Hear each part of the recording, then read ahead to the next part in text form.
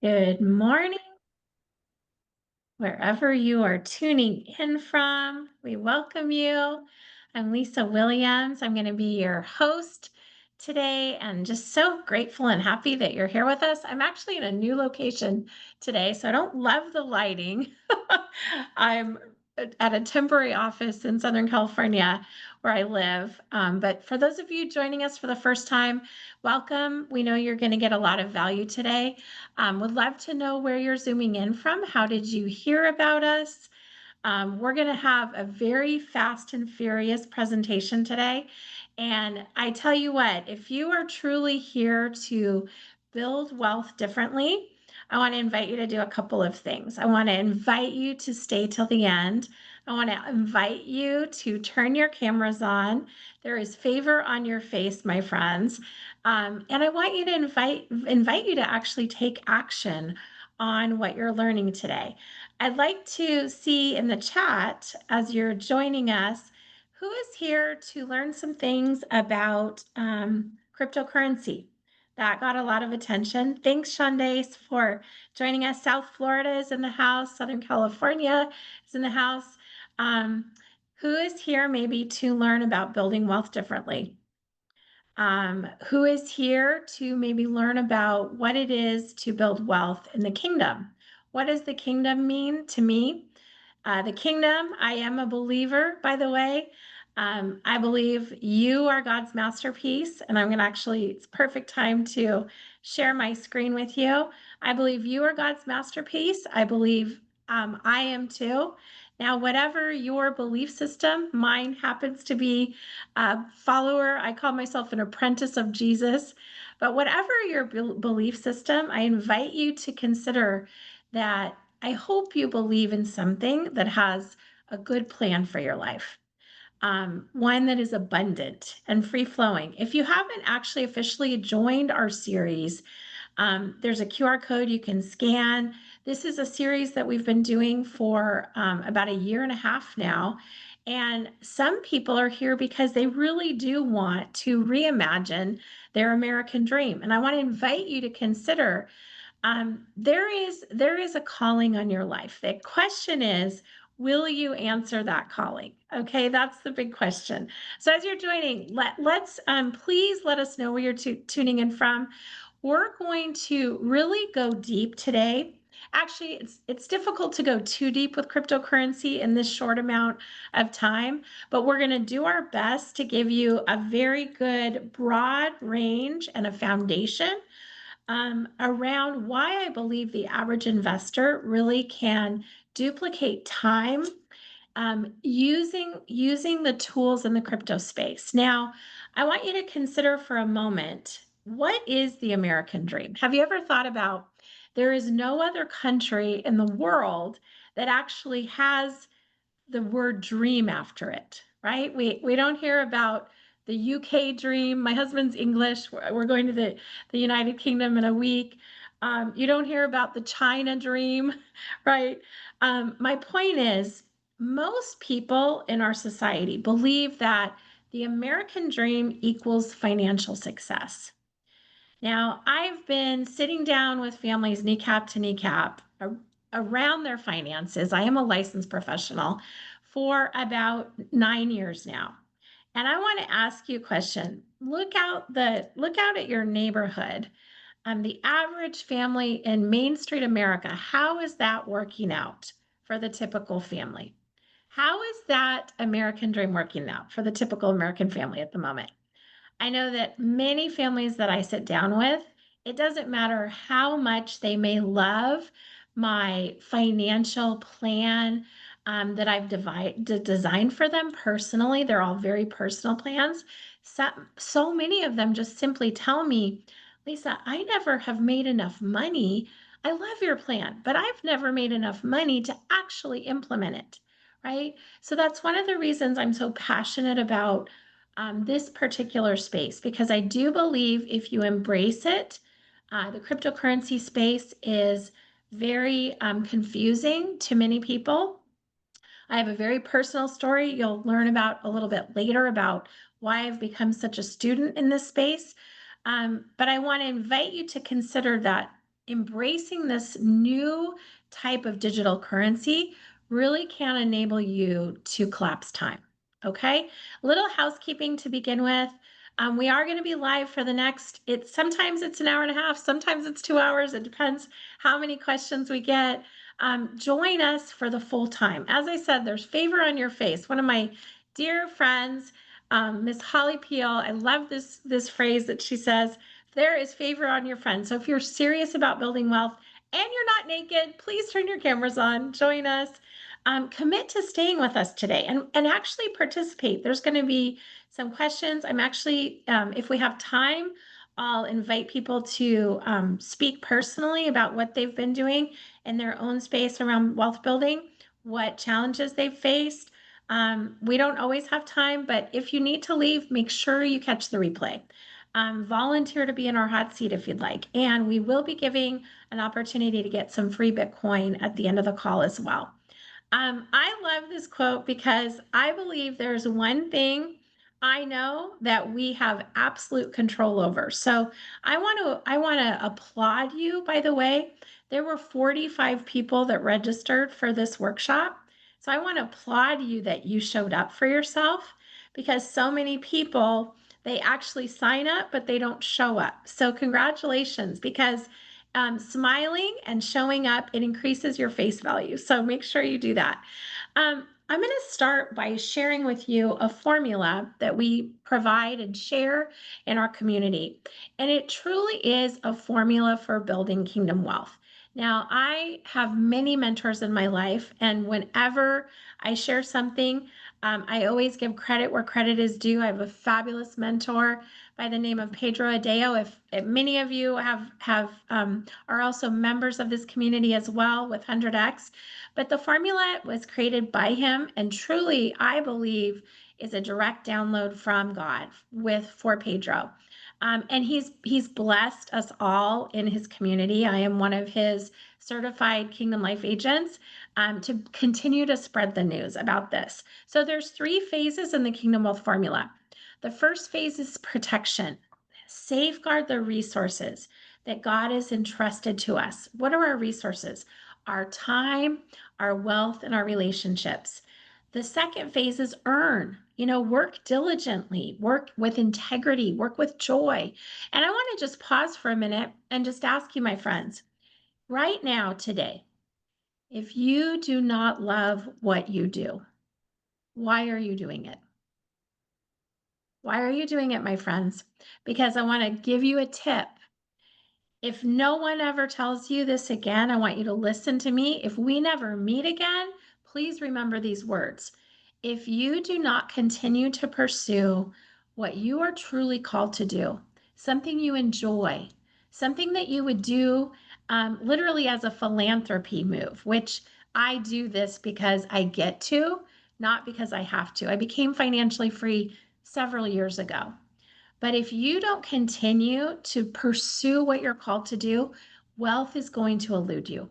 I promise you. At least the abundance and wealth that is possible for you.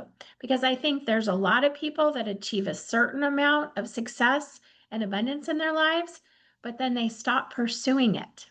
By the way, did you know that the word retirement, for example, is absolutely nowhere in the Bible? So continue to work diligently, find joy in what you do. And the third phase is actually multiply. It's funny because in my world of financial services, not only is the word retirement not anywhere in the Bible, but guess what?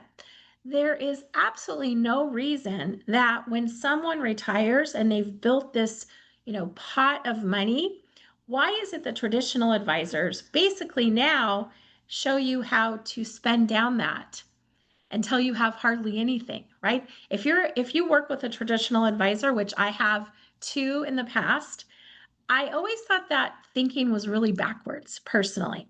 Why would I build wealth and not continue to duplicate it, not continue to multiply it, right? So if that seems like backward thinking to you, I think you're onto something. I agree with you. This is what happened to me about 10 years ago. I'd been working in my corporate job. I was very blessed in my corporate role. I was a senior partner at one of the largest recruiting firms in the nation in financial services. And I found that the two advisors I worked with, they weren't telling me anything new. They didn't teach me a thing. They were both men. I love men. I'm married to one. I have two boys. They tried to mansplain me a little bit too often. And quite frankly, I found that the more I became a student of money, I actually started bringing them ideas and they didn't know what I was talking about. And you know what? That tells me I'm in the wrong room. That's when I became so passionate about what I do. We have a mission here, friends, to empower, equip, and inspire 1 million families to hire themselves when it comes to their money. Okay? Because you are God's best idea. You are created in his image. You have every capability to do that. So I want to share with you one of the things that I am most passionate about is giving. We are on a mission to create a tribe of seven-figure givers here. And that's one of the reasons I love the space of cryptocurrency so much, because I really believe it enables people to build wealth differently. Now, my daughter, this is Sierra, she's 17, she's going to be a senior next year. And I want to ask you, what would you do today, friends, if money was not an issue? Who would you serve? Where would you go? Who would you spend time with? I sat down with a client the other day. I just love this. You know, one of her desires in retirement is she has 5 grandchildren. She's always thought to herself, wouldn't it be amazing if every one of my grandkids, when they turn 16, I could take them on a trip? Just Grammy and that child, I could take them wherever they want to go.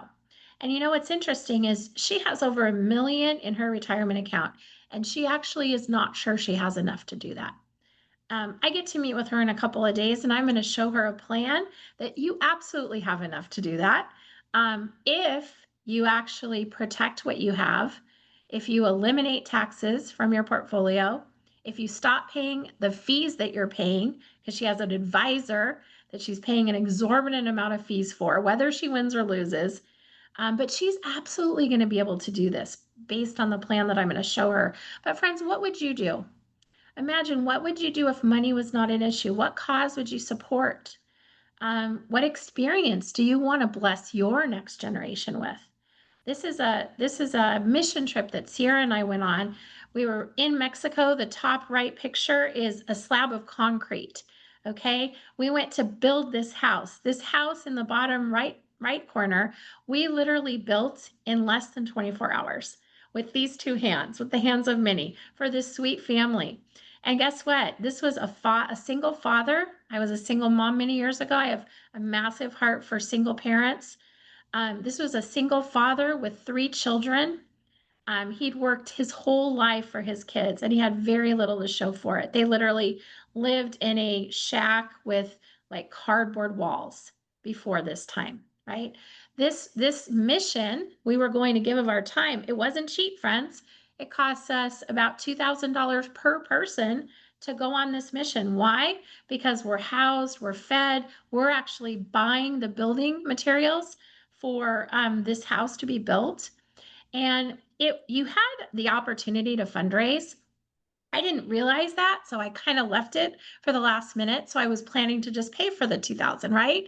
And before I could even do that, friends, there were 15 families that hadn't yet made all of their money in fundraising to go on the mission. Okay, this one generous benefactor from my church, she came in and she topped everyone off, literally just like that. Didn't even give it a second thought. Imagine, that is my desire for imagine if we put more money in the hands of good people so we can all do good things like that, right? So that is one of my whys. What is yours? What are you called to serve? You know, this is another one of my whys. My dear friend Larry and Donis, my dear friends Larry and Donis. How many of you, by the way, were affected financially by COVID? Right? How many of us? Many, many families. Larry and Donis, they were traveling entertainers. They literally, in the span of a couple of hours, they had every single venue that they had booked for the year close out. Email after email. Sorry, we're going to have to cancel. We don't know what's happening. We're on lockdown, right? Literally, you're out, your income wiped out like that. Now, friends, let me ask you a question. You have a spare tire, right? You probably have lots of spares. If you're like my kitchen, I have I have spare plumbing parts, I have a spare tire, I have multiple, savings accounts and asset accounts. Why don't more people have another income? Can I ask you that question?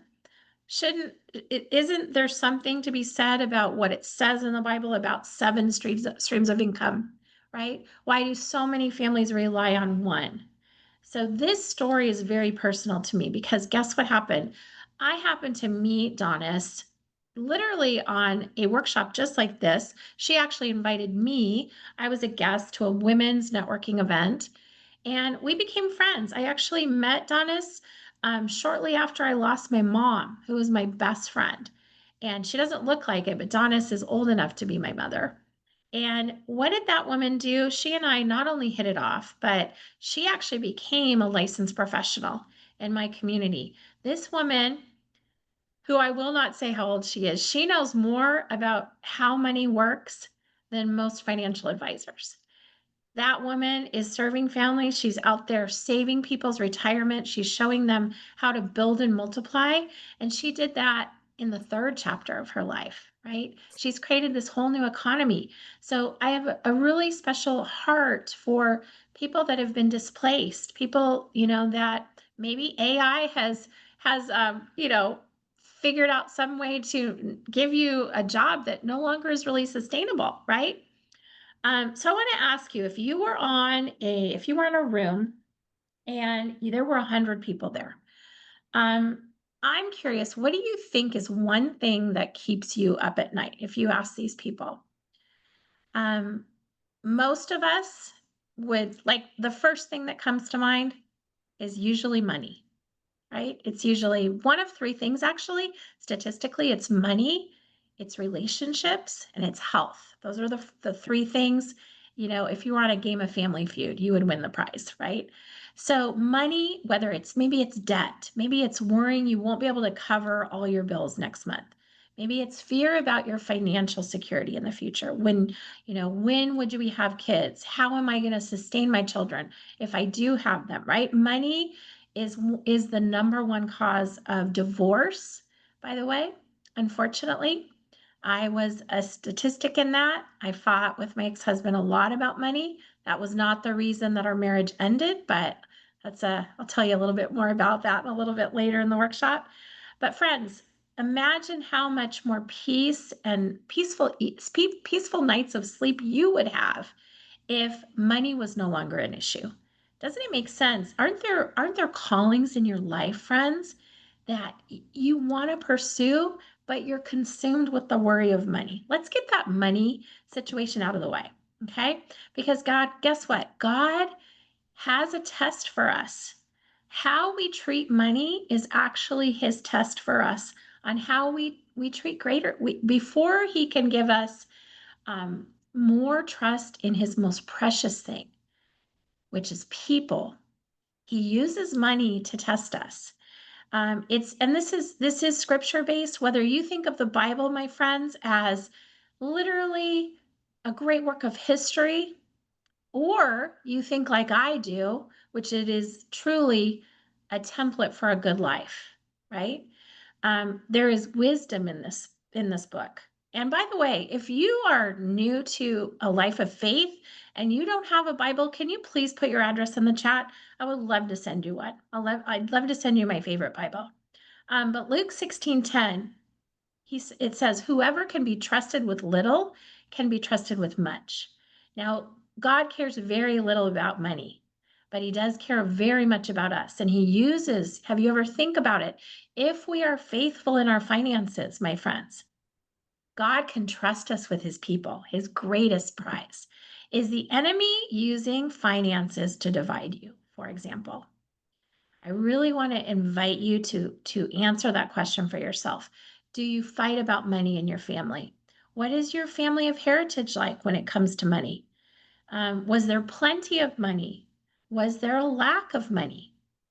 that history that you have, whatever that money story is, it's rooted in you, right? Is that holding you back from really finding a life of abundance? Because the enemy does use that to beat us down. I've been there, my friends. I've been there, so I understand. And I want to invite you also. What are we teaching the next generation? Has anyone ever considered how little they teach kids about money in school? Right? Have you considered there is a design for that? Why don't they teach our kids about money in school? Well, friends, I'm not a conspiracy theorist by any means, but I will tell you there is a great book that I would recommend if you've ever heard of it. It's called oh gosh, why am I blanking on it? It's I'm gonna think of it and I'm gonna let you know. Another book that I would recommend is the most amazing book. It's actually the second most read book after the Bible. It's called Think and Grow Rich. Has anyone ever read that book by chance? It was actually one of the first books that was ever written on entrepreneurship. The first book was way back in the 40s by Napoleon Hill. And the principles in that book actually are very biblical as well, ironically. But friends, imagine a generation that actually those two books were actually required criteria, right? Required reading. Our stewardship of money, friends, is a reflection of how we manage our calling, our kingdom calling. I really believe that. So again, I invite you, if you don't love what you do, if you don't feel smart about money, then there's no reason you can't be. By the way, it doesn't matter how old you are. YouTube University, really, there's no excuse anymore. You can learn about anything. And I really don't want you to stick around here if you don't believe that about yourself, that you can learn anything anytime. We here in my community, we teach women and the men that love us how to increase their cash flow, how to protect, earn, and multiply in the kingdom. We love to show our friends how to pay less in taxes. The least amount that we can give the IRS, that's legal and ethical, we are going to teach you that. We love to help our community travel. I am an avid traveler. If I don't have a month that has something planned, then I get antsy, right? This month I've already been to Palm Desert. In a couple weeks I'm going to England. In July I'm going to Alaska. I always have something planned, and I believe anyone can live a lap type lifestyle if they choose to. I love to show our community creative ways to invest in real estate, not just buying and flipping like you mostly see, but very different things. I love to share with people how personal growth and self-development can change your life. It really can. And I'm very passionate about the debt crisis that we're in. I have affiliate programs and classes on all of these topics. So stick around, you're going to get to know us more. Now, I do want to share a little bit about my past because I think it's important that you know why I do what I do. I was a single mom about now 22 years ago. I had a 3-month-old and a 3-year-old. My husband at the time, my best friend, I thought, he actually had an affair with one of my best friends. And I remember literally a moment in my closet, I was on my knees raging at God, like, why is this happening? I felt like I've been a faithful steward, right? And have you ever noticed how when you have a difficult situation in your life, at least this is the fact for me, when I persevere, when I listen, when I seek his wisdom in my life, there's always a brighter light on the other side, right? Little did I know that this very challenging time in my life would actually be the door that opened up the best time in my life. Because what did I do? I realized that, you know what? I was actually really good at making money. I've always been good. I was blessed in that way. I had actually no idea what to do with it because my husband handled the finances, right? So the first thing I did was I took a financial peace university class. Any Dave Ramsey fans out there? I actually really love Dave Ramsey. Um, Fundamentally, now I differ on philosophies with him, but in terms of just like baby steps, really helping people get clear about their finances, I think it's a great start. I don't believe Dave is as equipped to build wealth, to help people build wealth. I feel like there's other rooms that you get to be in if that's a desire. But if your goal is simply get better stewardship around your money, start those baby steps. It's a great first step. So that's kind of how it started for me. And little did I know that that would actually be the beginning of a future career in this industry. Now I stayed in corporate for many years. I worked for others for many years. How, as we talked about, how you choose your career really, really matters, right? Was your career chosen by accident? A lot of people literally say when I was recruiting for decades, they would tell me, truly, I feel like I kind of just accidentally landed in my career, right? Was it your parents' choice? I work with a lot of people that truly they do what they do because, well, I come from a generation of teachers, right? I come from a generation of doctors or lawyers or accountants, right? Many people fall into start a family business or just inherit what their family business is, right? Maybe it's a well-paid job. Perhaps that was why they did it, right? But is there more that you are called to do, friends? Does what you do really, have you thought about how much it does impact your ability to build wealth? It truly, truly does. So, I want to just continue to encourage you as we're going through today. We're going to be learning a lot of concepts. Today is the crypto edition of our Reimagine the American Dream because as I said, I truly believe that the crypto space will change your life. It's going to change anyway, my friends, by the way. Why is that? Because the cryptocurrency is here to stay. This digital market that we're in now, it's here to stay. We know that when big banks like Chase Bank, Bank of America, some of the largest tech companies in the world have a massive part of their business in the crypto space now. We know that when those kinds of things start happening, whatever your politics is, the president that's in office today now had the first crypto summit in Washington D.C. Right? This is not going anywhere. So I want to encourage you, stick around, continue to take notes. I am very, very blessed now to actually invite to the stage a friend that I've known for what, Jill? We've known each other a couple of years now. I think one of the things that I love about Jill is that she is absolutely a lifelong learner, aren't you, Jill? You are absolutely a lifelong learner. One of the things that I remember when I first met you, Jill, um, you you had this community that just I just loved the idea of it. And I don't even know if you're still running the same community, but it was intentional kindness. And man, wouldn't it be amazing if there was just more intentional kindness in our world today, right? So, Jill, I'm going to invite you to share a little bit about your background. And you know what I think would be a great way to start us off today is this topic of reimagining the American dream. What does that mean to you? I'd love to start with that question, but please share a little bit about you first.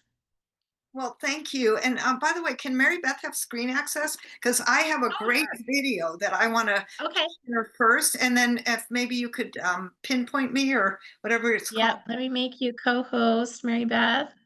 Yes, There please. you are. You should be able to share now.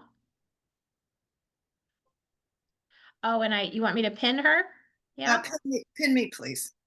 Oh, you are pinned. Yep. Okay, I don't see it. Just because usually I can tap. Jill Lublin is called the media magnet for a reason. She's a force of nature in the powerful world of publicity. International speaker? Check. Coach, consultant, and trainer? Check. Author of 4 best-selling books? Check. Her books include Guerrilla Publicity, Get Noticed, Get Referrals, Networking Magic, and The Profit of Kindness. She's featured in national and international media, including ABC, CBS, NBC, Fox, CBC, Forbes, and Inc., just to name a few. And she's shared the stage with legends like Tony Robbins, Barbara Corcoran, T. Harv Eker, Jack Canfield, Lisa Nichols, Richard Simmons, Mark Victor Hansen, and John Gray. Jill Lublin is, quite simply, everything publicity. But she doesn't just talk publicity, networking, and referrals. Jill lives and breathes it, so entrepreneurs and businesses can gain more visibility and profitability. And she's spent over 2 decades leaving a trail of amazing success stories in her wake. And if that isn't inspirational enough, Jill's latest book, The Profit of Kindness, introduces the revolutionary concept of kindness as a competitive advantage. Now that's something worth talking about. Ready to learn about publicity and how you can rock the stage, own the page, burst onto the scene, and hit the screen? Please join me in welcoming the founder of Jill Lublin Publicity, Jill Lublin.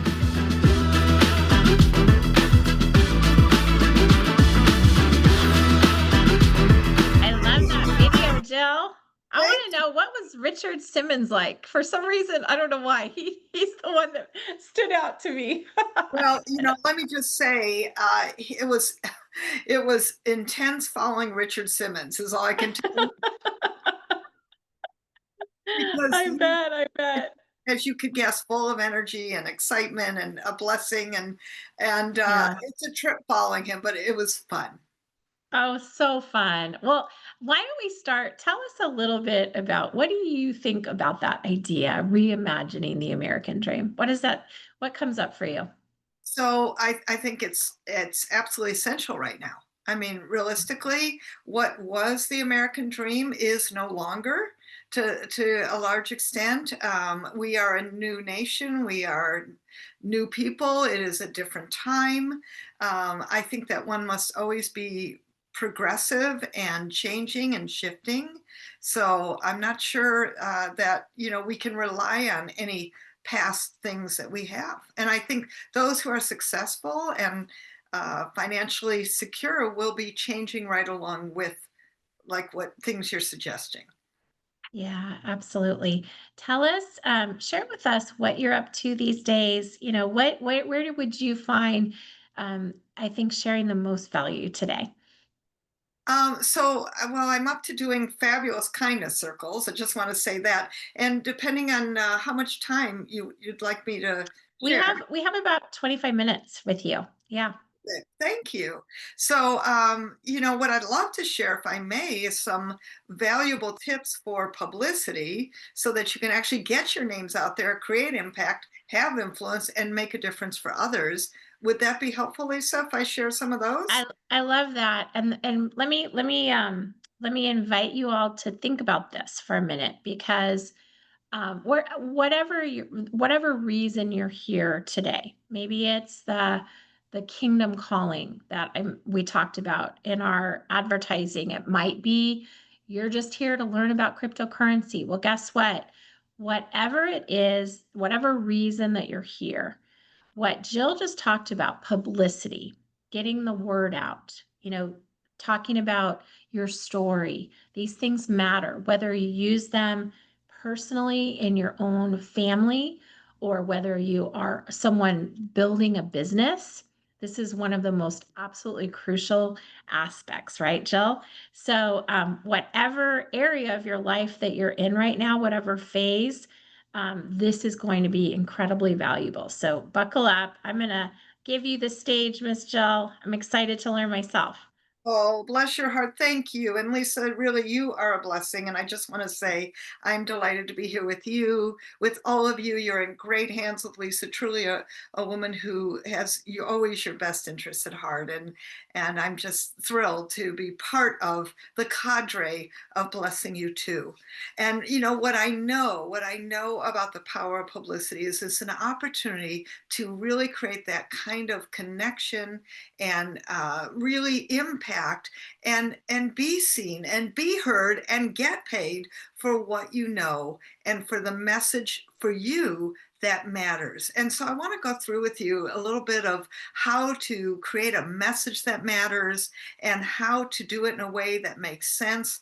And you know, even before I do that, I want to set a context for why publicity is so important, no matter what you're doing in the world, no matter what your message is, because the reality is that when you're able to influence and impact others, you get to magnify your message, you get to monetize your message, and you get to multiply your message, what I like to call the 3 M's. Anyone like M&Ms? Come on, tell me the truth. I know I don't eat them either, but they're good, and I like the peanut kind when I do eat them, just saying. But that's really what that's about, and I'd love to give you some simple ways that you can create a message that matters. And when you think about the word message, like it could be many things, and we'll go into that in just a moment, but it's really all about your message. And do me a favor, just put in the chat, what are the first 2 letters of the word message? Put it in the chat, please. What is it? Yes. Yes. No, first 2 letters. What is it? Oh, me. Me, exactly. That's about you. And what are the last 4 letters of the word message, please? What is it? Put it in the chat or tell me. Sage. Sage, exactly. Isn't that interesting that in the word thank you, in the word message is me, Sage. That's you, the experts. And guess what experts get? Interviewed. Because you, my friends, solve problems in the marketplace. And that has your influence be felt. And I want to tell you, every one of my books is dedicated to God, just so you know that. Every single one, because what I know is the power of your influence, having people know you more, see you more, be connected to you, is the power of you having that calling, being the calling, and frankly, being a blessing to so many others. And that's why I love publicity, is because it gets you in front of so many more people quickly and effectively. And so I think that's really powerful for you. So when you're looking at that, the message, you want to be focusing on what's the problem out there, and then give people real solutions and tell them what to do. This is where I think 3 things to tell them what to do is really good, and it will help you a lot. And so that makes a major difference for all of you. And I want you to plant a garden. I want you to think of publicity like plant a garden, right? And so you want to plant a publicity garden that's going to grow 3, 6, 9, 12 months ahead, so that you are focused and supporting others to connect. So that would be really helpful for all of you. Think about publicity like an evolutionary process, and it changes as your offerings change, as what you're doing changes, including investing, including financial wellness. And in today's world, can you imagine the power of having much more financial wellness, just what Lisa's teaching you? And so as we look at that and you get your message out too, it's, a great win all the way around, right? And so what we're looking at is the power of using what I like to call everything you've got in your message. And so what do I mean by that? I mean the fact of who you are. And we can take it off the screen. Thanks, Mary Beth. So what do we want to do on that? Creating what I like to call your ooh, ah factor. That's using everything you've got. So for instance, I have a woman who is a Christian woman who's a business coach. And so guess what? We've got 3 opportunities to use her message for Christian media, for Christian women's media, and for women's media. That is using everything you've got. I have a gentleman who owns a mortgage company. He's 64. We've got him talking about his third career, and that actually got him into AARP's Modern Maturity. By the way, biggest read media publication in the United States for sure. And that's the power of publicity. And so I also want to show you, of course, with Lisa talking about the kindness message, what I did with The Profit of Kindness. That's my latest book out. And yes, we do kindness circles. I'll tell you about that in just a moment. But the thing, as much as I'd love to say we got a ton of publicity, which we did, on The Profit of Kindness. In fact, literally, let's see, I think it was over seven major market TV stations, Fox News, all in the first 30 days of The Profit of Kindness coming out. And if you look at the screen, literally the bottom of the screen is a third of some of the PR we got. Why? Because we pushed the right button. And that's what I want for you. I want you to push the right button with regard to your media and finding new ways to get in. I got an Inc. magazine and Forbes magazine twice. Why? Because we talked about the divided states of America. And that I think we can all agree about. So the other thing is, God whispered to me about bringing people together for kindness, and I listened to the whispers. And so I created what I like to call the kindness circles. And we have them monthly, and you are invited. They are networking and positive creation of business in kindness. It is completely free. And you can come in by jilllublin.com/kindness circles. It'll be in the chat. Please join us for more business and kindness. But that's the part about listening to what's new and what's needed in the marketplace. And to tell you that for World Kindness Day, I was recently featured in multiple Fox News networks. Again, what I call pushing the right button. And for each of you, I want you to push the right button to be involved and create your publicity in new and unusual ways using everything you've got. So as I talk about this, do me a favor, put it in the chat. What comes up for you? Like, wow, I didn't even think about using that. Like, I have a business consultant. He has a son who's autistic, and we, using National Autism Month, directed things back to his consulting business. But he was talking for Father's Day about being a dad and raising a son who's autistic. For National Autism Month, about what? Being a dad, a gentleman in business, and raising a son who's autistic. Do you notice it's kind of the same story, but different kind of version? And so I want you to go look at nationaldaycalendar.com. We'll put that in the chat. And I want you to see what holidays might be good for you. Where would it be good for you to create a visibility factor that's something that you could be connecting about? So it's in the chat. Go look to see, like, wow, what could I be talking about? And in fact, using everything you've got. If you're Hispanic, you want to go for Hispanic Heritage Month. I gave you the idea about Christian media, right? What could you be using? Everything you've got. So call it out, put it in the chat. I'd love to see it. I'd love to hear it. What could you be using that maybe you never thought of before? Anyone want to play? I see Victor, you're raising your hand. No, okay, got it. You're just, yeah, got it. Okay. I'll play with you, Jill. I'll play with you. Hey, Lisa, go. I love this so much. So you basically, what you're saying is go on the National Calendar Day. And then, like, for example, I just went on June and I'm just looking at, like, who knew there were so many things? National Prairie Day, the first Saturday, June, National Olive Day. So you're saying basically pick something and then share what you do through that vehicle is what you're saying. Exactly. But something of that.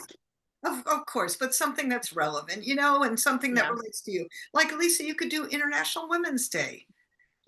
Oh, absolutely. I do that already. That one for sure. But who knew there were so many other days that you could do?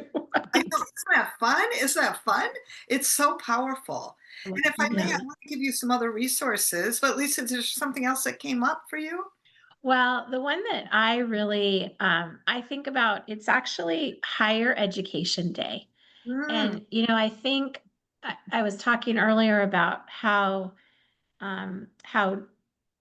it's so unfortunate that they're not teaching our kids very much about money in school, and imagine if like everyone graduated and then there was an automatic enrollment in like a how money works class, right? Or right. something like that, for example. Well, here's the deal, right? The fact that kids have no financial education. So there must be, and I know there must be, I don't know when, Lisa, but I encourage you to look. When is Financial Literacy Day? When is Kids Money Day? When is, you know, you see where I'm going with this? Yeah. And then Yeah. you be the messenger, because that's what publicity is. It's you being the messenger for a Love beautiful it. message. Love Yes, that. beautiful. Okay, and hang on, somebody just chatted something. Let me see. Let me see. Bear with me. Zoom just changed everything, so I'm catching up. Oh yes, yes, MA, and I'm sure Mary Alice. Thank you. Yes, that is delicious. And you know what I'd say? Do you have anything related to food? Or here's a great one. I have a business consultant. And I don't know. His kid was, making noise in the background. I go, oh, you have a child. He goes, yeah, I have a 4-year-old. And I go, does she like hot dogs? He goes, oh, of course she likes hot dogs. Doesn't every kid love hot dogs? That reminded me of the story, Mary Alice. And he said, yes. And you know what's interesting? He got on National Hot Dog Day talking about his 4-year-old, then driving people. This is what I want you to hear, back to his website.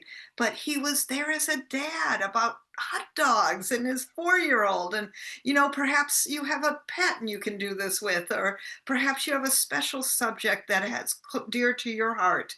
That might be something where you can just get in the media, because here's the cool thing. When you're in the media, guess who controls it? You do. You are the messenger. You are in the front.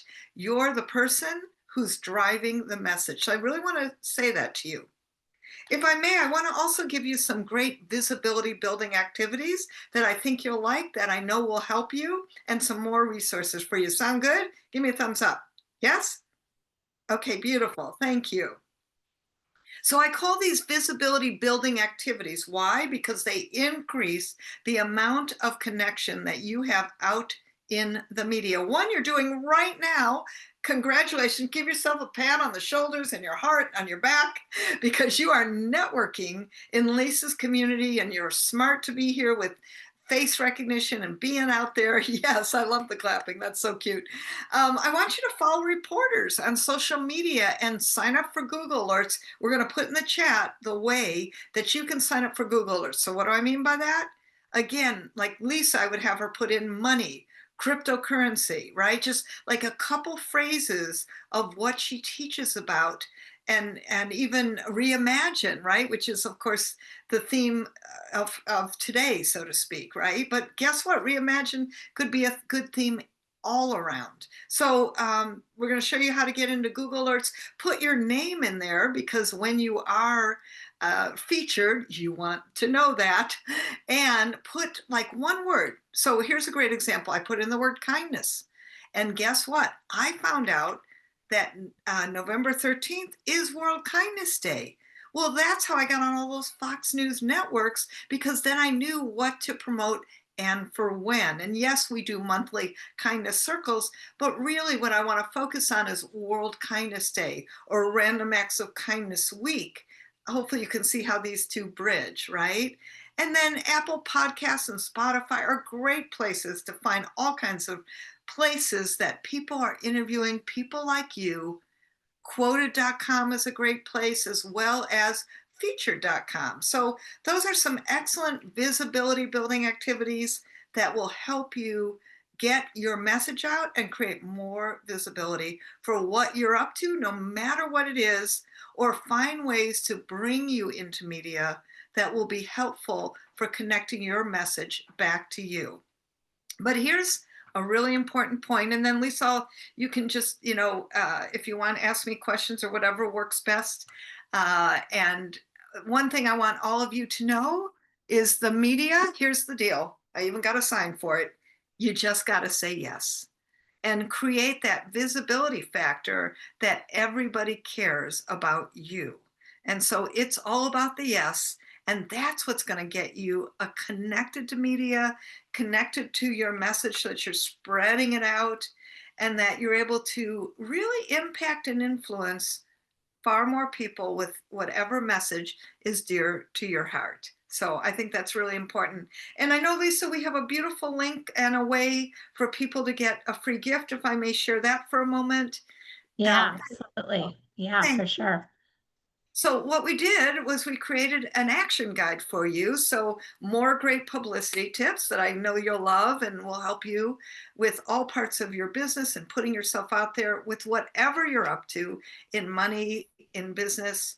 And on top of that, I got a wonderful opportunity for what I call publicity challenge. It's all part of this gift. It's all free for you. And so go check it out. The link is in the chat and go click that and let's keep playing and putting your message out there because really, here's the key. This is important. You ready? Your message matters. Your message matters. Let's get it out there and I influence love this. and bless so many more people. Thank you, Lisa. Thank you I all. love this, Jill. You always bring such power in, I mean, the short amount of time you've been sharing. I do have some questions for you.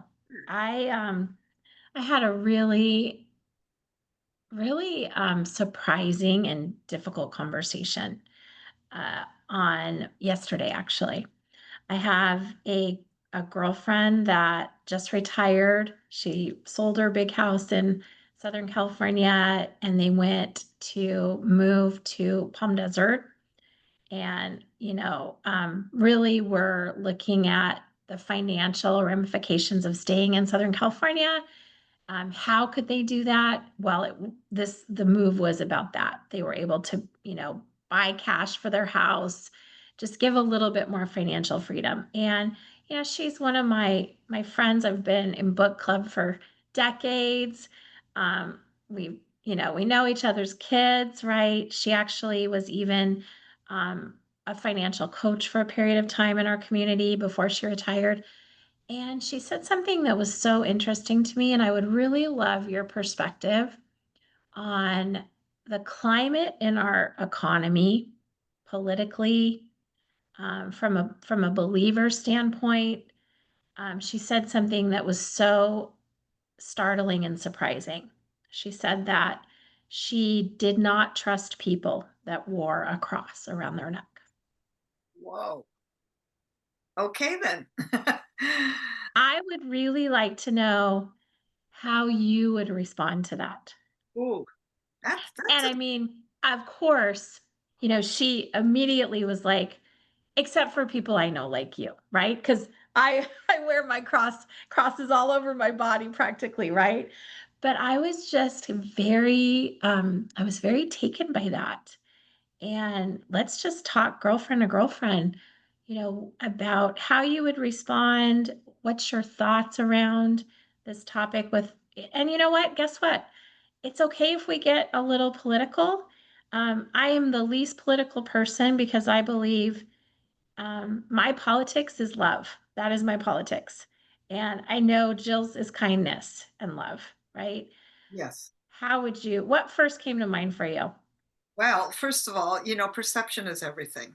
And Yeah. listen, I work in the area of publicity, and I have a saying, not only in that, but in my personal life too. Whatever you think, you're right. You know why? Yeah. Because people are in a stayed position of their beliefs, and sometimes I'm sorry about it. Sometimes I don't agree with it, and I remember conversations about the vaccine. I remember conversations about politics. I remember many, many things where I say, you know what, I'm just going to disagree with you. And that's okay that we disagree. And we can agree to disagree, can we? Now, the truth about today's world is it's gotten harder and harder to disagree. And it is a disrespectful climate. It just is. It's been set up that way. Uh, it's made worse and worse through the anxiety and the chaos. Honestly, that's my opinion. And that is only my opinion. So just saying. But I do find it harder and harder to have real conversations. About anything, to be honest. So mostly, unless I know that that person is exactly a similar belief system, I keep my mouth shut. I'm just going to tell you the truth, because it is such a what's the word? Like volcanic environment a little bit. And polarizing, Yes, right? and polarizing. And I don't choose Yeah. to be polarized with people because I do believe we can meet in love and we can meet in kindness, no matter what we Mhm. believe. So I will continue to believe that. And those that aren't aligned probably won't align with me, and that's okay. We aren't for everybody. And yes, she said something she believed. It's probably good you know that. And the only Yeah. thing I could say back would be, it occurs to me that you decided something, and I'm not sure that what you decided might be true all the time. So maybe I encourage you to be more open, that people who wear crosses could really, be somebody that is kind and loving and believers, and just know that, that's what they feel and that's why they wear it.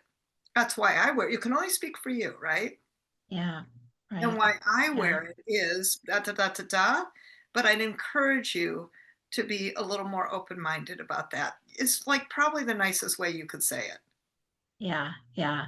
Well, and it was just such a big statement, right? And I know this woman pretty well, and I know that actually how I met her was through a Bible study, even through connections from a Bible study. So it's even more startling coming from someone that I know has had faith in their life, right?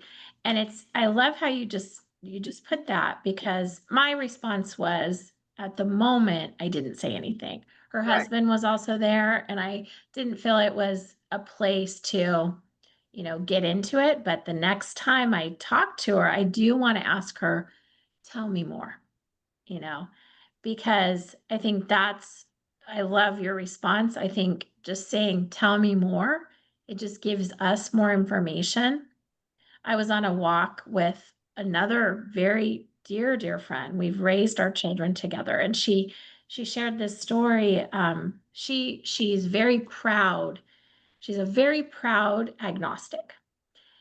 She has a son that's a physicist. He's getting his doctorate in physics, and he's very scientific.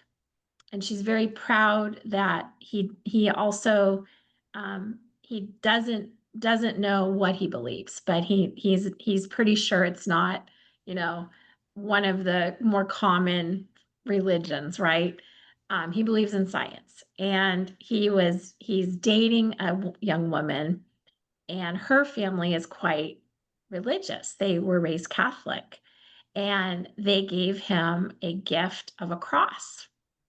And he uh he was wearing it one day, and his mom, my friend, she's like, I was so mad at him.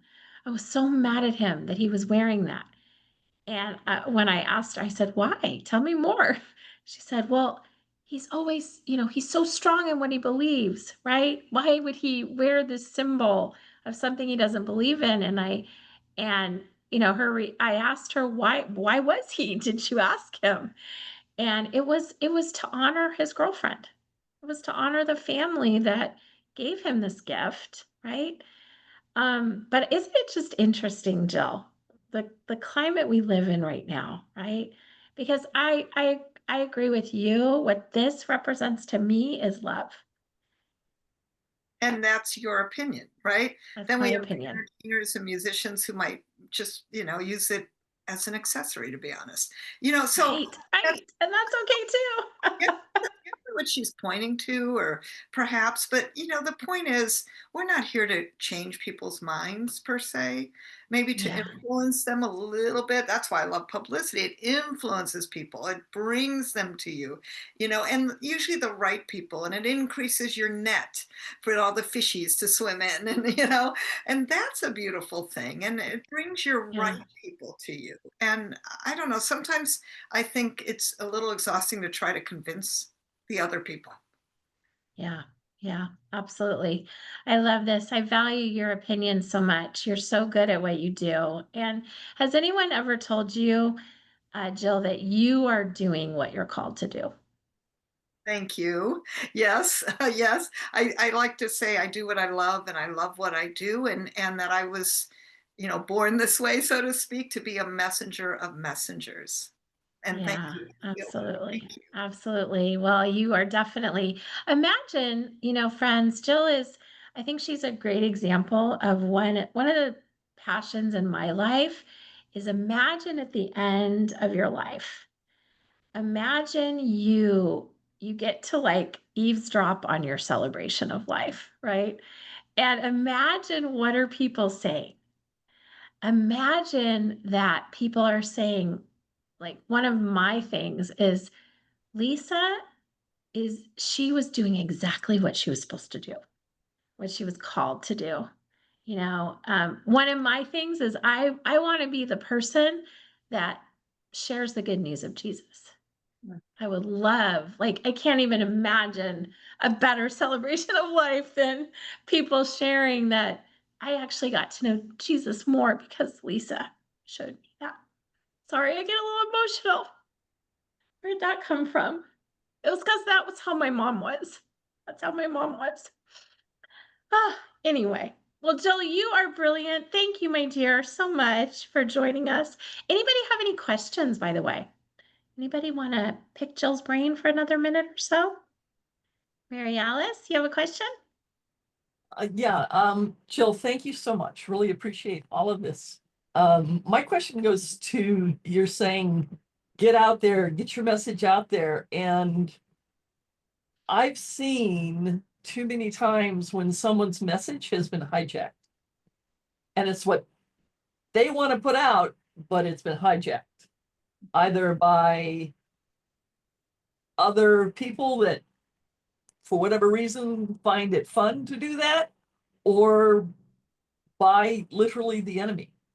And so, how can I protect against that and still get my message out there?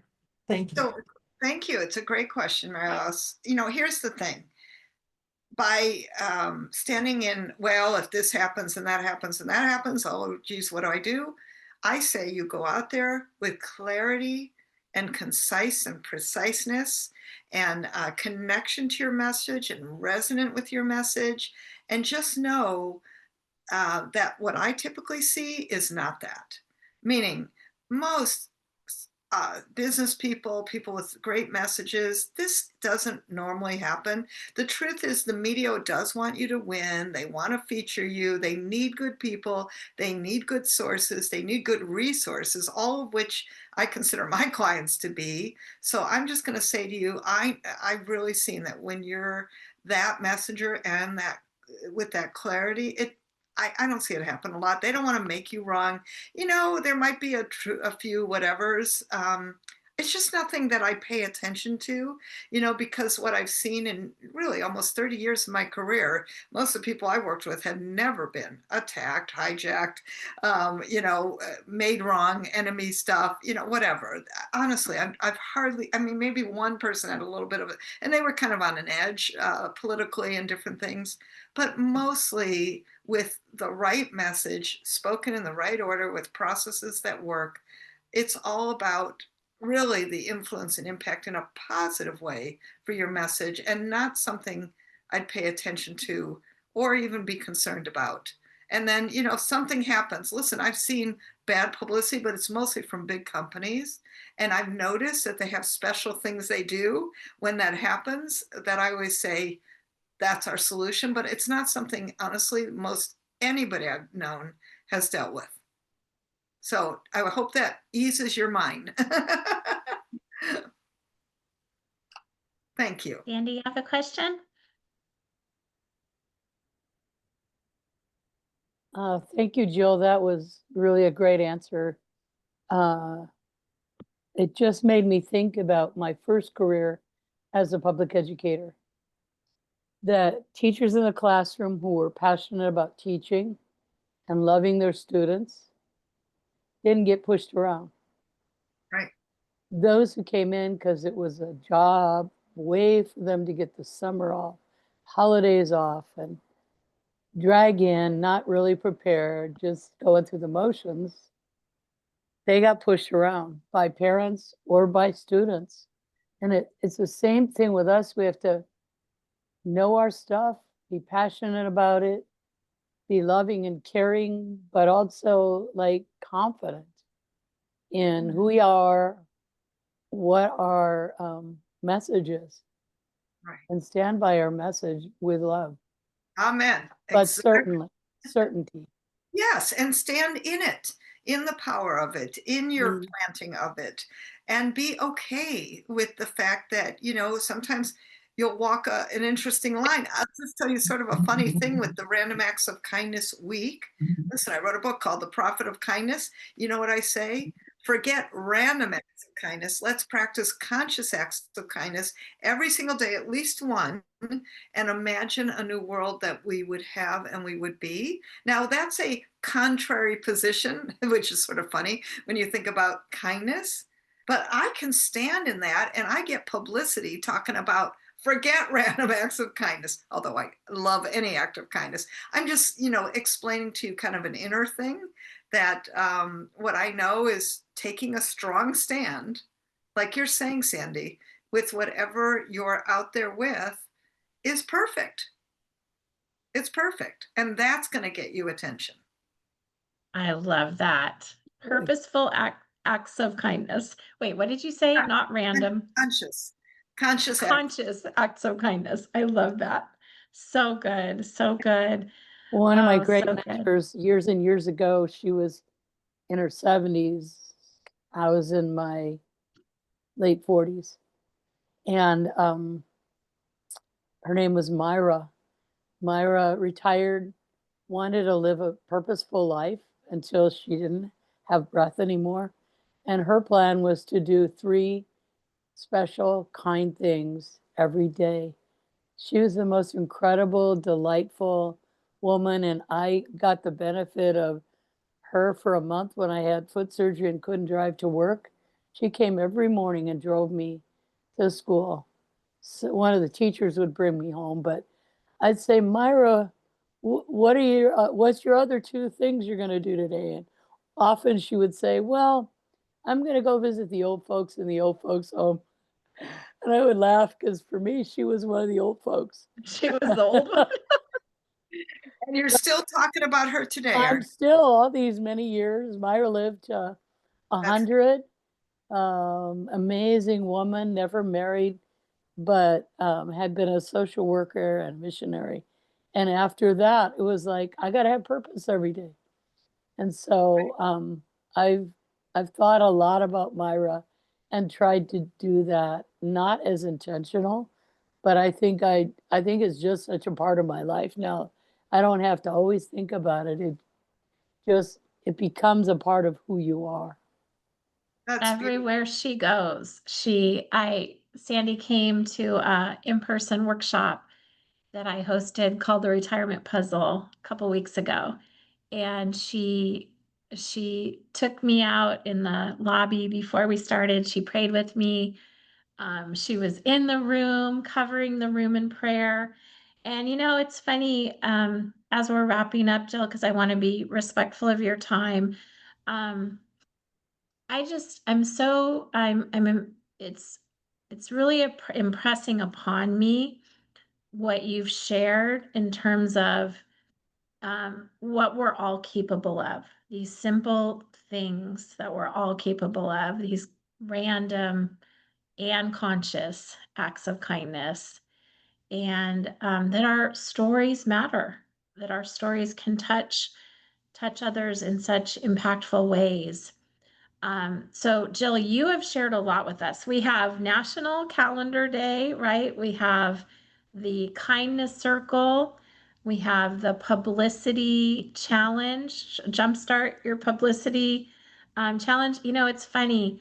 I um I really became aware of this world of entrepreneurship actually later in life. I was like 47 when I really started to become aware, and I started to attend workshops like this, and just the value that you've offered us, Jill, my friends, if all you do today is you take action on these steps that Jill has shared with us, your life will move forward.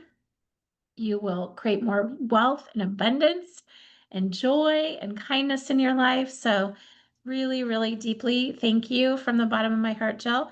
I have one question before you go, because the topic is cryptocurrency, the digital marketplace, digital economy. Oh, look, I have to stand up. I'm in this temporary office, and now it just realized I haven't been moving enough. So, give me a second. Here we go. Perfect. Oh, Perfect. It's so okay. You Jill, are now. tell us. Yeah. Here I am. Tell us, um, how do you feel about this space? Is it exciting to you? Is it scary to you? What do you think about this, the digital currency space? I think it's a little scary to me. I think people like you know what the heck it is about. So I rely on, people like you to help support me in that. You know, I know publicity. I know certain things. I stay in my lane and then I let the other experts like you help me with the rest. I love that. That is one of my favorite answers that I give as well. And friends, this is the deal. I have a huge toolbox, as I know Jill does, right? She and I are affiliate partners. I know what I'm good at. I know what Jill's good at. That's all I need to know. I don't have to be good in everything. Have you ever thought about, Jill, how counterproductive it is when you have a job and they do a review and they always talk about what are your strengths and what are your weaknesses. And have you noticed that almost every boss I ever had always wants to help me improve my weaknesses instead of actually, how can we help you do more of what you're good at, Lisa? Right? Be a better question, wouldn't it? That would be a way better question, right? Oh my goodness. So good, Jill. Thank you so much for being here, my dear.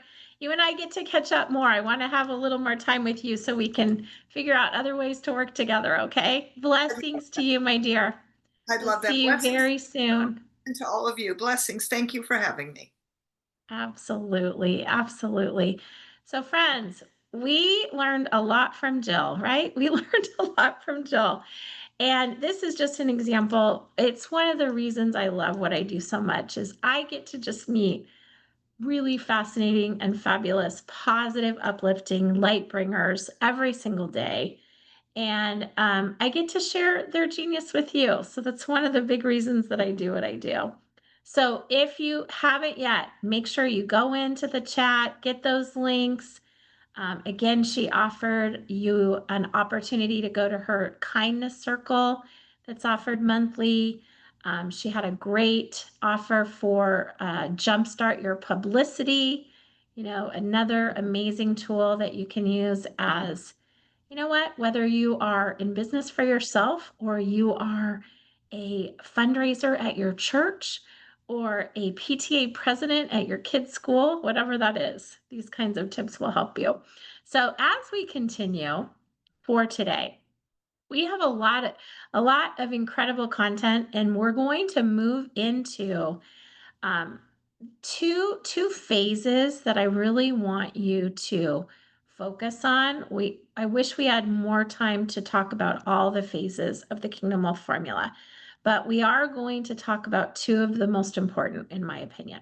Okay, I'm going to share my screen with you, and I want to just invite you to just consider, friends, if you personally went to heaven tomorrow, or somewhere, if you don't believe in heaven, wherever you go, right? Would your family be financially okay? Really want you to let that sink in for a minute. I have two stories around this that are very personal to me. I lost my mother and my very best friend in a very short span of time, about a 10-month period between April of 19 to February of 2020. They were both gone. Now, this is really a tale of two cities because my mother and my father, they literally have, they couldn't have done anything better in terms of like setting themselves up for success financially. They actually, neither of them ever made more than about 70,000 a year. But they were decent savers and they had pensions. Very, very few people have pensions these days. In fact, only 6% of companies offer pensions anymore, right? Why is this important? Because when my mother passed away, they really had, their estate, their finances really tied up very neatly, like with a bow on top, right? My dear friend, my best friend, it was a different story. She had, between her and her husband, they had 4 children at the time under the age of 12. And few years before, they actually had life insurance on Elizabeth. It was like over $1 million. She was paying pennies on the dollar. I think it was something like 30 something dollars, right? And when bills became difficult one day, they just stopped making those payments for a period of time. And then guess what happened? She got diagnosed with ovarian cancer. Unfortunately, that is one of those illnesses. Not every form of cancer is like this, but this one in particular, no matter if she was in remission or not, she would never be able to get life insurance again. And now, why is this important? Because really, friends, life insurance, which by the way, that I am a licensed professional, so I am not a radio personality giving you financial feedback. I am a professionally licensed professional in this space. So, very, very important tip. I want to make sure whatever you're doing in your wealth building strategy, first of all, I hope you have a financial advocate that you talk with, that you get feedback from. Someone like me. If you don't like me, then find someone in your neck of the woods, right? And make sure they're licensed. Make sure they're not just giving their opinions on a radio show because there's a lot of that on YouTube and read podcasts. Make sure they actually are licensed to give you advice on this because guess what? What I know is that for a price of a cup of coffee, 4 or 5 times a month, she could have had a policy that paid her family $1 million. But instead, she passed away and she had nothing for her family. So, my question, friends, for you is if something happened to you, would your family need to start a GoFundMe? This is all about protection because whatever your philosophy, the fact is, life insurance, there is no higher form of leverage than this particular tool, this financial tool. Not only does it protect your legacy based on lack of earnings if you're no longer there, but it also actually protects you. So even those friends of us that are on listening to this call that are single and you don't have someone that is relying on your income, guess what it also does? It actually protects your wealth because of what it can do if, God forbid, you get sick or you get injured. One of the biggest killers of wealth is medical illnesses, right? Taxes and medical illnesses. So if you haven't already protected your family, we're going to offer time on our calendar, my team and I, at the end of this call. If you have to jump off, be watching for the replay, you'll see the link. But I just invite you all to really, really evaluate. If you have life insurance, amazing. I'm so glad you do. If you don't, then make sure you book time with us to evaluate that for you. And by the way, if you do have life insurance, that's incredible. Now the question is, how much is it for? Do you know where it is? What kind is it? Is it about ready to expire? right? I met with a client a couple of days ago and he's like, I know I have a life insurance policy, but I think it's in my storage unit that I haven't been to in about 15 years that's in another state. And I said, well, Manny, can I ask you, like, how would that benefit your family, right? What's the purpose of that? So make sure you know where it is, make sure you know what you have, and make sure you have enough, right? So we're going to shift now to actually the market in general. So I want to ask you a question. For those of you that may remember the 2008 stock market crash, it didn't matter who, by the way, you were invested with. It didn't matter if you were in any type of stock, it didn't matter because the entire market crashed, right? So actually, most people, myself included, I had over $1 million in the market in the 2008 crash. I thought my financial advisor actually told me I was diversified. And yet, when the entire market crashes, it doesn't matter how diversified you are, right? Now, I want to invite you to consider that true diversity, my friends, is actually different assets. And that's why I'm so passionate about the cryptocurrency space. What have your accounts been doing the last 3 months, the last 4 or 5 months? It's been a volatile start to the year, right? I get a lot of clients that are like, you know what, Lisa, I have enough money. If I retire today, as long as I don't live too long, right? As long as I don't live too long, I'll be okay. And I want to invite you, really, friends, the true diversification is continued growth. It's actually not just find this bucket of money and then spend it and have very little to leave to my legacy. It's not just a 401k in stock. It's real estate, it's land trusts, it's options, it's cryptocurrency, it's alternative assets.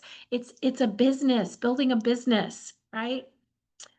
So that is one of the reasons that I'm so passionate about the cryptocurrency market, because so few people have protected their wealth by being truly diversified. Are you meant to build wealth differently, my friends, while you're on holiday?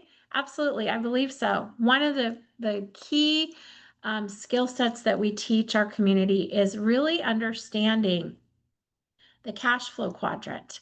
This became famous from in a very famous book called Rich Dad Poor Dad. Many people have heard of that book. Fewer people have read it. I would again recommend you read it.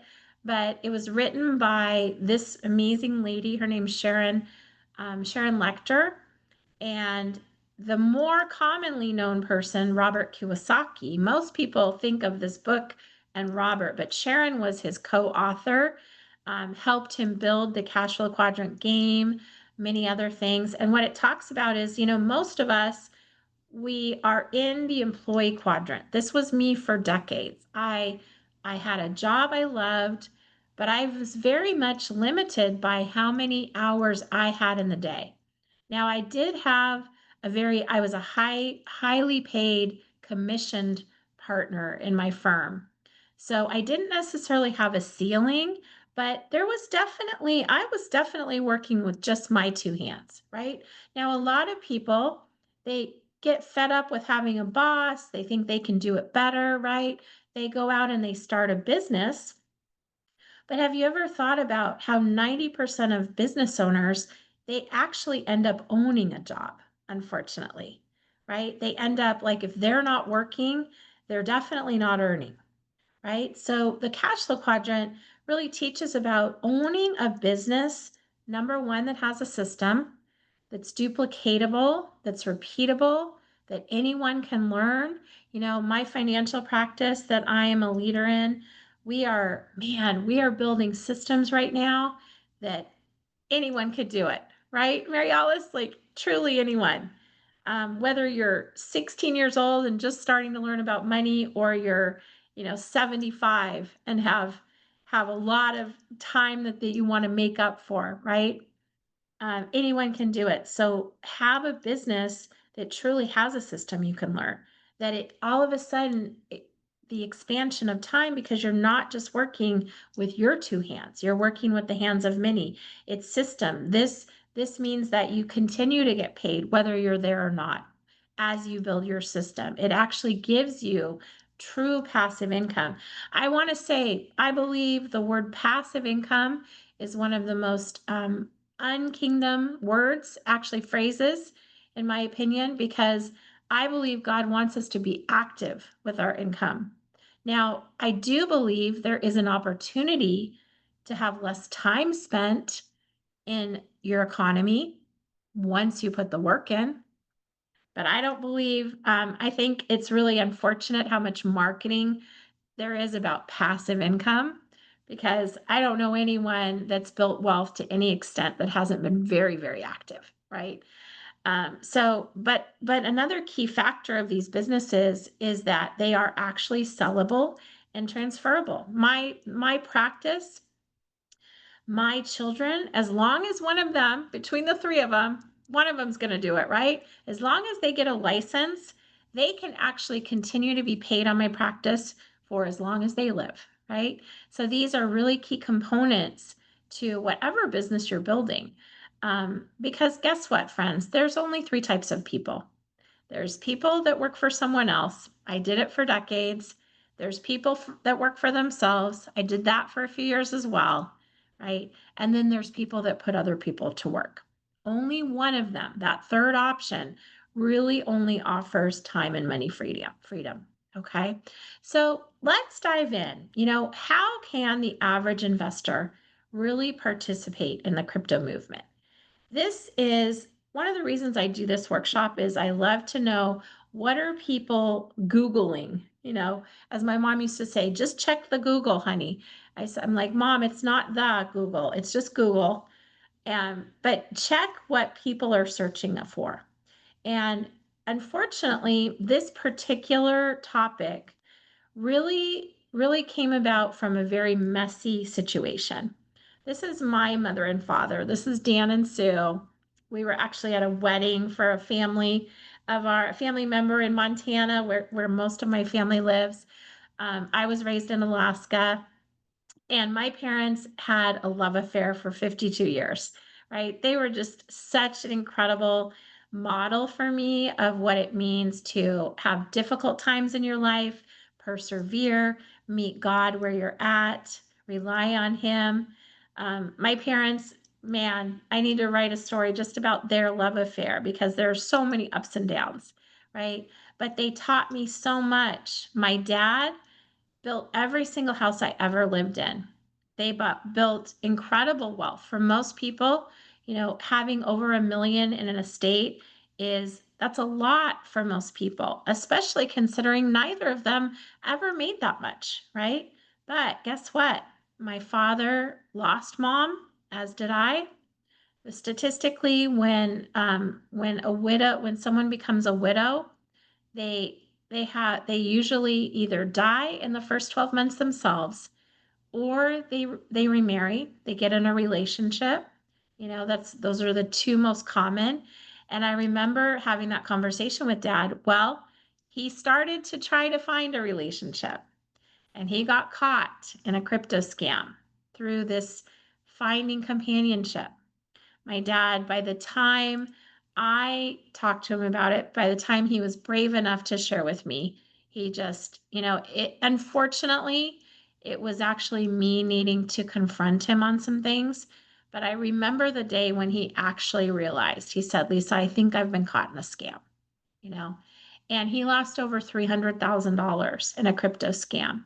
Thankfully, it wasn't all of his assets. Most of what he has is protected with products that, we help him with. But 300,000 for a lot of people, that could be everything. So this is why I'm so passionate about this, friends, because we're in the midst of the largest wealth transfer right now in the history of mankind. This man who built extreme wealth with being a very good student, right? He somehow abandoned all the things that he normally would do when it came to building wealth, and he trusted without verifying, right? So this is why I'm so passionate about helping others embrace this. In fact, one of the things that I do want to offer to you If you have been caught in a scam yourself, if you know people that have, there's a really great organization called ROSE. It stands for Resources Outreach to Safeguard the Elderly. They're based in Arizona. Use this resource. They actually have programs that will help people, overcome the shame, the remorse. They have support programs. They have tools that you can use. So definitely use that as a resource. I found them because of what happened to Dad. But I want to encourage you, let's just dive in a little bit about why I know the cryptocurrency market, first of all, is here to stay, and why I believe it's such an opportunity for people to truly become their own bank. And let's talk about that. Bitcoin specifically came out in around 2009, and it happened because people were so frustrated with the central banking system. There was a collapse. This was the crash that we talked about. Did you know that over 1,500 banks nationwide collapsed during this time? And yet, while people were, they were lining up, people coming out of their office buildings with boxes because they'd been laid off. Remember that same time there were government bailouts going on to the financial companies so they could support things not imploding entirely. And technologists at that time said, no more of this baloney. Look at everyone's situation and let's create a different solution.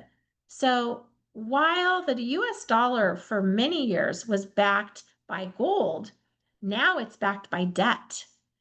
And it worked for a while, but now because of the massive printing that's happened, do you realize so much money was printed during the COVID crisis? Have you realized how much our dollar keeps getting devalued, right? So the dollar is tremendously devalued now. And so this man, we don't even really, no one really knows who he is. Satoshi Nakamoto. That's the name that's used by the pseudonym person or persons, because it very well may have started by a group of people who developed Bitcoin. They authored the first Bitcoin white paper, and they created and deployed Bitcoin's original, reference. So when you really think about cryptocurrency, the question really should start with is, what do I believe money is, right? What money actually is. Because potential investments, money can be, you might think of the traditional bank, gold, it might be stocks, real estate, business, trading, they all have value, right? And what I really believe the crypto space has done is it truly has enabled us to be our own bank, taking more ownership in actually the control and the value of our investment. And, this gets a little busy, but I do want to make sure you understand some of the key components of this. Unlike traditional banking, Bitcoin is a peer-to-peer payment system. So it facilitates instant payments. Bitcoin offers lower transaction fees, right? There's no borders for payments. Anyone ever try to do like an international transaction, right? There is literally a digital ledger of checks and balances. And the reason, when you think about value for Bitcoin, for example, it was classified as money in the USA July of 2020, a crypto commodity, a digital asset, just like gold or silver. And there is a limited supply. There's only 21 million Bitcoin that have ever been created or ever will be created. So do you understand just that concept alone? How because there can never be more Bitcoin created, the value remains remains sound. There's integrity in the value, right? Um, and think about, Bitcoin. This actually, I need to update the slide because when it first came out, if someone bought $1,000 worth of Bitcoin, they would have over 1.5 billion in January of 2025. Do you understand now why I say First of all, it's here to stay. It's not going anywhere, right? Um, and yet, why still there's still so much potential. And we're going to talk about that a little bit. This slide is old. It's actually hit over 108 now, per Bitcoin, 108,000. It's projected by 2030 to be over 300,000, right? There's not any other asset class on the planet that has done what Bitcoin has done. Okay. Now let's talk about tokens. Okay. Has anyone ever been to Chuck E. Cheese? Those of us that have children, unfortunately, probably way too often. But this analogy that I heard a speaker give was the best analogy I've heard, because there's thousands and thousands of tokens, but there's only one Bitcoin. So the way this presenter described it is, imagine you go in to a Chuck E. Cheese, right? You give your dollar, the Bitcoin, to the attendant, and you get tokens, right? You can create transactions with those tokens. You can play games. You can trade it in for prizes. The thing because there's thousands of tokens, you do have to be careful. So how do you vet which tokens are a good investment? Well, for one thing, there should be a limited number. It should be decentralized like Bitcoin is. There should be a plan for distribution, right? One of the things I love most about marketing, in today's society, is something called social marketing. I believe personally the days of a company starting and wanting to go to market and hiring like 100 salespeople to help them do that. I believe those days are gone, actually. I think the power of social marketing is untouchable. You think about it. There's a limit to how many people I know. There's a limit to how many people Sandy knows, or Shantae owns, or Mary Alice knows. But guess what? There's no limit to how many people I don't know. And that's what social marketing is about, because it actually empowers everyone to help with marketing. It's the best form, in my opinion, of crowdsourcing, for example, that there is. There's real benefits. There has to be a real benefit, a use case for the token, that you're investing in. And there has to be participation, just like in the stock market. There's participation in the shares of that stock. It has to have real value, come from real companies, real products. Don't get caught in the dot-com bust that happened. There were so many fake companies out there that started and yet had millions and millions of dollars in investors, but very few companies came out of the dot-com crash with value, right? So it has to be real companies, real products. There gets to be a buyback and a combustion mechanism. What does that mean? Meaning, if I buy this token, can I cash it in for value, right? And it definitely needs to be regulated and officially listed. Okay. So don't get caught. My father, one of the reasons he got caught was because he saw their website. Well, Lisa, they had a website. They showed me, as I was investing, they showed me the value was increasing. I'm like, unfortunately, Dad, in today's economy, if I used AI, I could create a website. I could create a website to show whatever I wanted it to show, unfortunately, right? So there has to be this third party that's regulating, officially listed as a token, right? Okay. I want you to consider for a moment, what does the future of banking hold? Remember the Jetsons, by the way? Has anyone ever realized recently how there's actually so many parts of the Jetsons that have happened that have come to fruition? I was in Santa Monica last week with visiting some friends, and I actually saw for the first time one of those driverless cars. And Paul and I just, like, this is what it's going to be like. There's literally going to be cars driving to and fro, and there's not going to be any drivers in them. That is what's happening. Think about virtual banking, for example. What's happening in our market today? I shared with you earlier, I'm married to an Englishman. We send money to Europe. We own property in Costa Rica. We send money to Costa Rica. We receive money internationally as well. Right now, there is something that's so clunky and difficult to do for most people to transfer and receive money internationally. This right here, this solution alone is one of the reasons I'm so passionate about the crypto space, because it becomes instantaneous, right? It truly becomes instantaneous. Imagine going from, remember the days when we thought, oh, I'll never do direct deposit. I don't trust that, right? Remember the days where we would say, I remember my grandpa, I'll never use a credit card, right? How many times do you walk into a store these days, friends, and there's actually a sign that says no cash transactions? It's quite common. In fact, I was at Costco yesterday in Palm Desert. My husband calls it Snowyville because there's a lot of snowbirds, right? And they literally they were not able to take credit cards.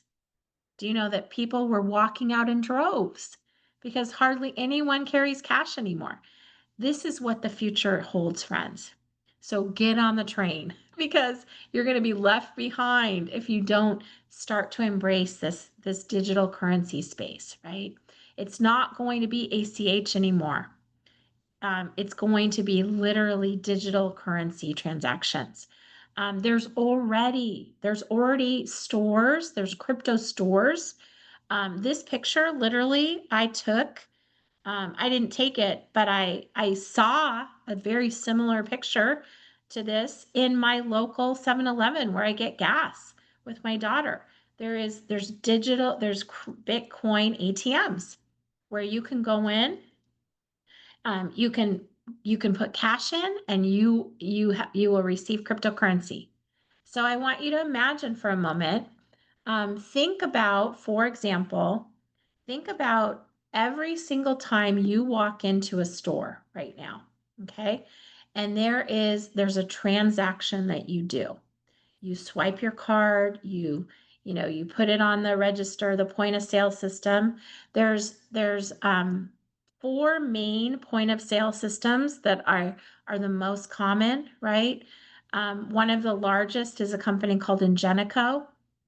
And I will tell you what, there is technology alive today, and I'll share a little bit more about this towards the tail end of the call as we're wrapping up. There is software fintech companies that are in business today that all they have to do, they just signed a contract, for example, with Ingenico. All they have to do is turn it on. And that point of sale system that once was only able to use debit cards or credit cards can now accept cryptocurrency. So imagine, for example, I want to stop sharing my screen for you, and I want to just help you imagine this concept, okay? So imagine that in like 10 years ago, right, you bought an apartment complex, okay? It was a multifamily 200 unit apartment complex, okay? Now imagine that for every apartment, you had rent coming in, right? So you were paid, sometimes you were at full capacity, you'd get rent from 200 residents. Sometimes you were 75% capacity, right? You get the concept. There's a lot of value, a lot of wealth to be built through that mechanism. But what is there also? There's a lot of overhead, right? A lot of responsibility, a lot of capital, quite frankly, first, that is needed to invest that way, right? And yet, when you think about it, whenever you think about somebody talking about building wealth, wouldn't you say like almost 90% of people historically have said through real estate? They want to build passive wealth with real estate. Okay. So you have that example. Now I want you to imagine when the ATM machines were first coming out, right? ATM machines. Do you remember that people, individuals, consumers like us could actually purchase an ATM machine, right? It's very common in like gas stations. It's very common in hotel lobbies, airports, right? Anywhere that people are transacting a lot. Imagine if you bought 200 ATM machines when they first came out. How do you get paid there? Well, you get paid because every time they do a transaction, right? There's what's called a gas fee, a transaction fee, and you are paid on that transaction fee. So that's another example, right? Would you agree? Yes, probably still a lot of capital. I don't know what an ATM machine costed then when they first came out. But in some ways, a lot less overhead once you purchased it, once it was placed. Certainly, there was still some you had to monitor, you had to support the system, right?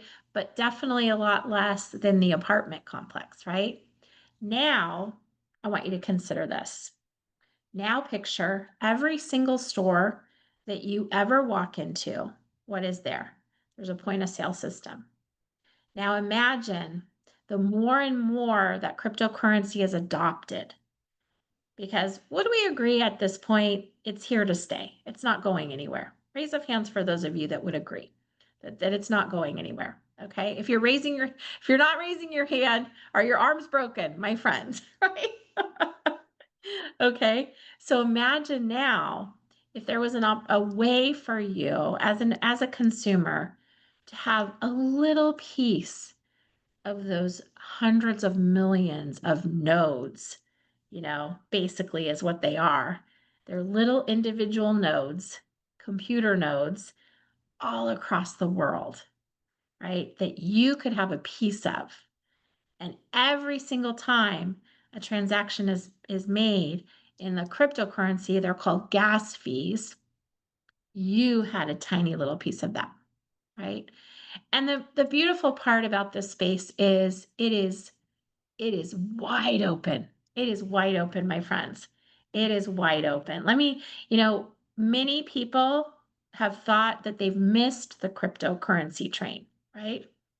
In fact, I want to just share with you, this is where Bitcoin is right now. We are still very much in the early adopter phase. Okay. Very, very much. What does that mean? That means there's so much growth still possible for you. So much growth. So as we're wrapping up, I want to invite you, friends, if there is if you want to protect yourself, if you want to get truly diversified, if you want to take some of your assets off this roller coaster of the market and truly get diversified, I want you to consider, you see this image right here. What is very similar? The adoption of Bitcoin, the price of Bitcoin. Do you see how similar it is, right? It's really not that much different these days.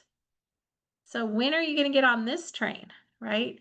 So many people have just continued to just say, it's too complicated, it's too scary. I want to ask you, was this a pretty basic lesson that you learned about today? Is it something that you felt you understood? Could you go like at your next party, your friends gathering, could you share some of the basic concepts? Just tell them you learned about how the Jetsons are the future, right? But this is my point, friends. It doesn't have to be complicated. This is a game changer for most people.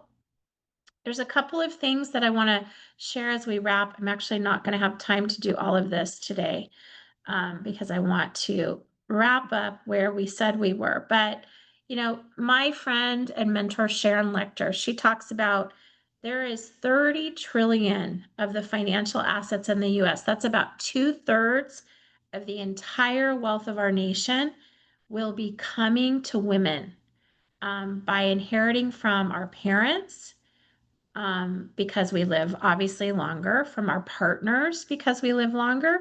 And so the question, my friends, is do you feel ready? Do you feel prepared for that responsibility? Are your children prepared for that responsibility? For you grandmas out there, I want to invite you. Imagine if you can start to embrace this digital economy and you can teach your kids some things about it too. Imagine how much more equipped they're going to be. Okay. We love to show, I believe we're solving one of the biggest problems in our country as well, the lack of community. Friends, there are people that are waiting for your story. We're going to continue to bring you value with these types of interviews like Jill. And I want you to really walk away today with how can my message, how can what I've learned today, how can I help others in my circle of influence? Because you all have one, you all have a story, and your message matters to them. I'm going to share two ways that you can personally start your journey with the crypto space. Now, I want to invite all of you. There's going to be a link to join to schedule a personal session with me at the end of this call. I want to invite you to do that. My friends, you deserve to have someone in your corner that is a financial advocate, that is a financial educator like me. If I'm not your person, because I'm not everybody's cup of tea. Most people think they like me, but a lot of people think she's way too happy. She's too positive. And if that's not your cup of tea, that's okay. Find somebody that can be your financial advocate. You deserve that. You're worthy of that. This is a great company that I found that I personally invest some of my Bitcoin with. It's a company called Swan. Now, why do I like them? First of all, they have an office in Los Angeles. They have offices all over the world, but they're headquartered in LA. So I know they're real, right? I have a personal Bitcoin banker that I work with that I'm happy to share it with anyone. His name's Jason. He's amazing. I can hop on a Zoom call with him. There is so much that I have yet to learn about this space, but I tell you what, having someone that's smarter than me has really helped me move forward. And what I also like is it's very IRA friendly. So for example, some of my clients that are wanting diversity, they'll actually take a portion of their IRA and they'll convert it into the Swan account, which actually enables them to buy Bitcoin with their retirement accounts. Now, I always give a financial disclaimer, my friends. This is what I am personally doing. I am able to provide an example of what I do. This is what I can share with my clients as a licensed professional. And it is financial advice, but it's because that's what I'm doing. I always tell people never do something that you don't understand. And that you don't also feel confident in. That's why I believe education is important in this space. But if you decide you want to open an account, they'll give you $10 of free Bitcoin to get started. Why I like this vehicle also is it's something that anyone can do, right? I have some clients, they literally put $5 a month, $5 a week in their Bitcoin, account, right? It doesn't matter, how you start, but I want to encourage you to start. Okay. I also want you to really embrace, if you're learning, if you're interested in learning more about how to create your own bank with this concept, this is one of the topics that we'll talk about. Schedule your complimentary session with me. This is a Reimagine the American Dream series that we host. We are here every single month. And we'll be teaching you, continue to teach you about how we believe, here's the deal. You can either spend less or you can make more, right? We love to show you ways how to continue to make more. We believe in giving people the tools to dream bigger and step into their kingdom calling. We really want to help you get this money thing out of the way, right? So you can make a greater impact on your assignment. So friends, we thank you for your time. It's been a blessing for you new friends out there to get to meet you. I am going to put my calendar link in the chat. If you are interested in that personal session with me, I do have some limited times I've made open. So please schedule time with me personally. And I'm going to open it up for just a minute. If anyone does have any questions that they want to ask about, I have about 5 more minutes. So anyone have questions? By the way, Victor, nice to meet you. Thank you for being on the whole time. I'm curious, sir, how did you come to know about our community?